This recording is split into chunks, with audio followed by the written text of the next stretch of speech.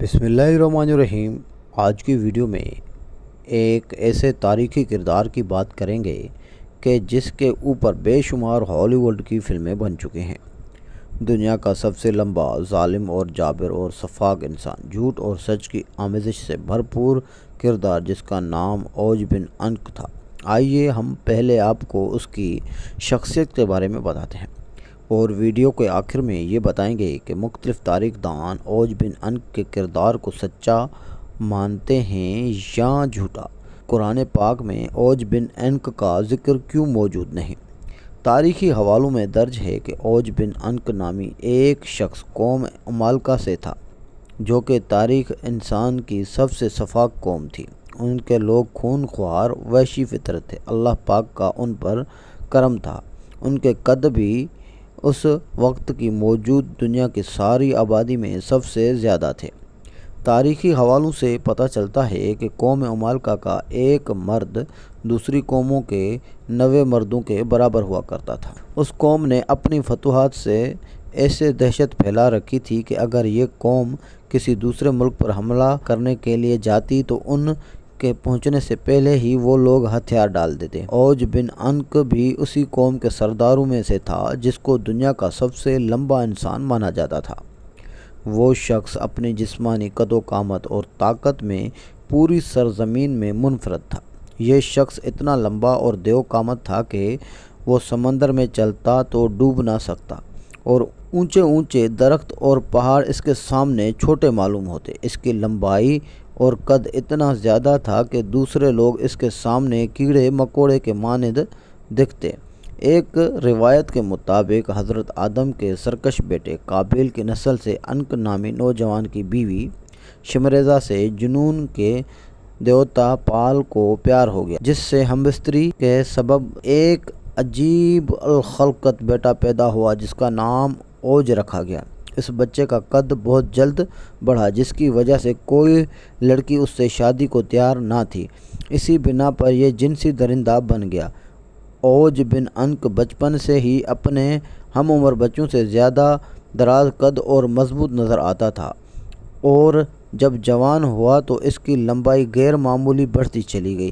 روایتوں کے مطابق اس کا قد 80 ہاتھ تھا۔ حضرت نوح علیہ السلام کے زمانے میں اوج بن عنق موجود تھا۔ جب حضرت نوح علیہ السلام عظیم طوفان سے قبل کشتی تیار کر رہے تھے تو آپ کو کشتی بنانے کے لیے ساگوان کی لکڑی کی ضرورت پڑی، مگر اس لکڑی کو اٹھا کر لانا ناممکن تھا، لہٰذا اوج نے آپ کی مدد کی اور وہ ان لکڑیوں کو ملک شام سے اٹھا کر لایا۔ لہٰذا اللہ نے اس کے اس عمل سے خوش ہو کر اسے غرق ہونے سے نجات دے دی، حالانکہ وہ حضرت نوح علیہ السلام پر ایمان نہ لایا تھا۔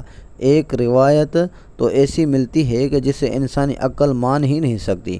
وہ یہ ہے کہ اوج بن عنق اتنا دراز قد تھا کہ سمندر سے مچھلی پکڑ کر وہ آسمان میں ہاتھ بلند کرتا، جس سے سورج کی تپش سے وہ پکتی اور اسے کھایا کرتا تھا۔ اس موضوع پر امام سیوطی اوج نام سے ایک رسالہ لکھا ہے، جس میں انہوں نے اوج بن عنق کی شخصیت کے متعلق بہت کچھ تحریر فرمایا ہے۔ روایتوں کے مطابق غیر معمولی قد و قامت کے ساتھ اوج بن عنق نے لمبی عمر بھی پائی تھی۔ اس کی عمر 3600 سال تھی۔ وہ حضرت آدم علیہ السلام کے زمانے سے حضرت موسیٰ علیہ السلام کے دور تک زندہ رہا۔ پھر حضرت موسیٰ علیہ السلام نے اس سرکش شخص کو قتل کیا۔ واقعہ کچھ یوں ہے کہ جب بنی اسرائیل کے فرعون سے نجات ملی تو حضرت موسیٰ علیہ السلام کو اللہ پاک نے حکم دیا کہ فلسطین پر حملہ کریں، کیونکہ فلسطین کی زمین بنی اسرائیلیوں کے لیے لکھ دی گئی ہے۔ حضرت موسیٰ نے اپنی قوم کو لیا اور فلسطین پر چڑھائی کے لیے نکل پڑے۔ اس وقت فلسطین میں قوم عمالقہ آباد تھی، جن کا سردار اوج بن عنق تھا۔ حضرت موسیٰ علیہ السلام نے اپنے قبیلے کے 12 سرداروں کو چنا اور قوم عمالقہ میں بھیجا۔ جب وہ 12 سردار شام پہنچے تو اس وقت وہاں کا حاکم اوج بن عنق تھا۔ اس میں تو کوئی شک نہیں ہے کہ قوم عمالقہ ایک دراز قد قوم تھی۔ جب یہ 12 سردار فلسطین کے قریب پہنچے تو قوم عمالقہ میں سے ایک بندے نے انہیں پکڑ لیا اور اپنی گٹھڑی میں سب کو باندھ لیا اور اپنے سردار اوج بن عنق کے آگے لا کر گٹھڑی کھول دی اور کہا کہ ان لوگوں کو میں نے جاسوسی کرتے دیکھا ہے۔ جب وہ سردار اوج سے ملے تو اس کی قد و قامت اور جسمانی بناوٹ کو دیکھ کر حیرت زدہ رہ گئے۔ پھر انہوں نے اسے اللہ کا پیغام سنایا اور بتایا کہ ہم جلدی اس ملک کو فتح کرنے آ رہے ہیں اور اللہ کا وعدہ ہے کہ فتح ہماری ہوگی۔ اوج بن انق غضبناک ہو گیا اور ان سب کو ایک ہاتھ سے پکڑ لیا اور چاہا کہ انہیں مسل کر ہلاک کر دے، مگر جب اس نے ان سرداروں کے چہروں پر خوف دیکھا تو انہیں حقیر سمجھ کر چھوڑ دیا اور اپنے ملک کا ایک میوہ جو کہ ایک آدمی کے لیے کافی ہو ان کو دیا اور کہا کہ اپنی قوم کو جا کر یہ دکھاؤ اور بتا دو کہ ہمارے ہاں کے میوے بھی اس قدر بڑے ہیں۔ جب وہ سردار اپنی قوم میں واپس آئے تو اس واقعے کو اللہ پاک یوں بیان فرماتا ہے، جب حضرت موسیٰ نے جب اپنی قوم سے کہا، ایک قوم بنی اسرائیل ارض مقدس میں داخل ہو جاؤ جو اللہ تعالیٰ نے تمہارے لیے لکھ رکھی ہے اور پیٹھ نہ دکھاؤ ورنہ خسارے میں رہو گے۔ اس پر بنی اسرائیل کے یہ لوگ بولے، اے موسیٰ، ایک طاقتور قوم عمال کا آباد ہے جس کا ہم مقابلہ کرنے کی قطعاً سخت نہیں رکھتے، صرف اس صورت میں ہم وہاں داخل ہو سکتے ہیں کہ وہ خود اپنے وطن کو چھوڑ کر کہیں چلے جائیں۔ حضرت موسیٰ نے اپنی قوم کو بہت سمجھانے کی کوشش کی کہ اللہ پاک نے فتح ہمارے نصیب میں ہی لکھی ہے، لیکن قوم نے یہ بات نہ مانی اور انکار ہی کرتے رہے کہ ہم عمالقہ سے جنگ نہیں کریں گے۔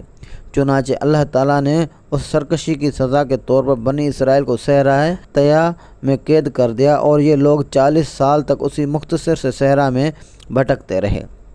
وہ سارا دن پیدل چلتے لیکن وہ میدان ختم ہی نہ ہوتا اور وہ اس میں بھٹک کر رہ گئے۔ جب قوم نے حضرت موسیٰ علیہ السلام کی نافرمانی کی تو حضرت موسیٰ خود اوج بن انق کو ختم کرنے کے لیے نکل پڑے۔ اوج بن انق ان کو دیکھ کر کہنے لگا کہ تم ہی ہو جس نے فرعون کو پانی میں غرق کیا ہے، لیکن پانی تو میری کمر سے اوپر نہیں آ سکتا۔ یہ کہہ کر اس نے حضرت موسیٰ پر حملہ کیا جس سے آپ محفوظ رہے اور آپ نے جوابی حملہ کیا اور اس کے ٹخنوں پر اپنا عصا مبارک مارا، جس کے ضرب کی تاب نہ لاتے ہوئے وہ زمین بوس ہو گیا۔ کہتے ہیں کہ 40 سال تک اوج کی لاش وہیں پڑی سڑتی رہی۔